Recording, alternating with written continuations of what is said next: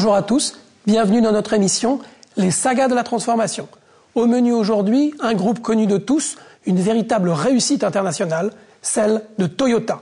Et nous verrons tout à l'heure avec vous, Frédéric Miasga, directeur chez Capgemini Consulting, comment cette réussite s'est opérée finalement de façon relativement continue. Toyota, on l'ignore parfois, est né dans les métiers à tisser, mais a basculé dès les années 30 dans la production automobile pour devenir ces 10 dernières années une véritable référence internationale. Une référence en termes de technologie, une référence aussi en termes de production industrielle, et en la matière, Toyota a créé de véritables standards internationaux. Une référence également en termes de qualité, une qualité suivie depuis la chaîne de montage par l'ouvrier jusqu'au sommet de l'entreprise par les dirigeants.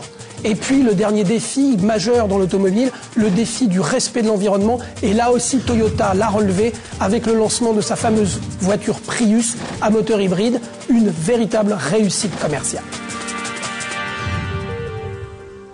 Frédéric Miasga, bonjour. Bonjour. Alors on l'a dit dans la présentation du sujet, la transformation de Toyota est passée par une amélioration continue.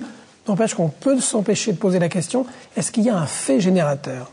Oui, il y a un fait générateur, et le plus intéressant, c'est que quand vous venez rencontrer Toyota, travailler avec eux... Ce que vous avez fait, je crois. Ce que j'ai fait avec un industriel français qui cherchait à améliorer ses méthodes de développement et d'industrialisation, la première chose dont ils vous parlent, c'est de leur échec initial. Ce sont des gens qui ont cherché à mettre une voiture sur le marché américain en 1950. C'était un échec technique et un échec commercial. Ils ont fait venir des consultants américains, le célèbre Edward Deming en particulier. Ils ont appris un grand nombre de méthodes et depuis, ils les mettent en œuvre. Et c'est la base de leur succès actuel. Donc le paradoxe, c'est qu'on pense à Toyota comme un parangon de la culture japonaise et leur méthode de travail au départ est tirée de la culture américaine. Absolument. Et c'est ça qui était patent. Ils ont su en fait marier les deux cultures, mais non seulement ils sont servis de techniques américaines, en plus lorsqu'ils l'utilisent dans un pays dans lequel ils travaillent, soit parce qu'ils y ont mis un réseau commercial ou une usine, ça marche de la même manière. Donc la culture japonaise est certainement un plus, c'est aussi quelque chose qui leur a servi à construire une méthode qui est efficace par rapport au travail collectif, mais elle est tout à fait applicable aux pays occidentaux dans lesquels nous vivons.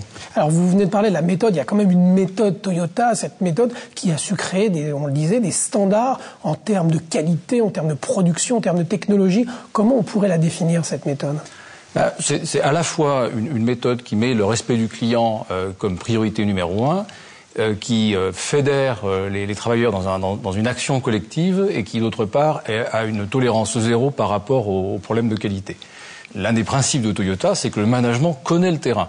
Donc il ne s'agit pas de système qualité théorique qui ne concerne relativement peu le travail de tous les jours. C'est en fait des règles qui s'appliquent à tous les niveaux de la hiérarchie, à tous les maillons d'une chaîne qui va finir par mettre un produit sur le marché et qui nécessite une réactivité très, très grande de la part des intervenants.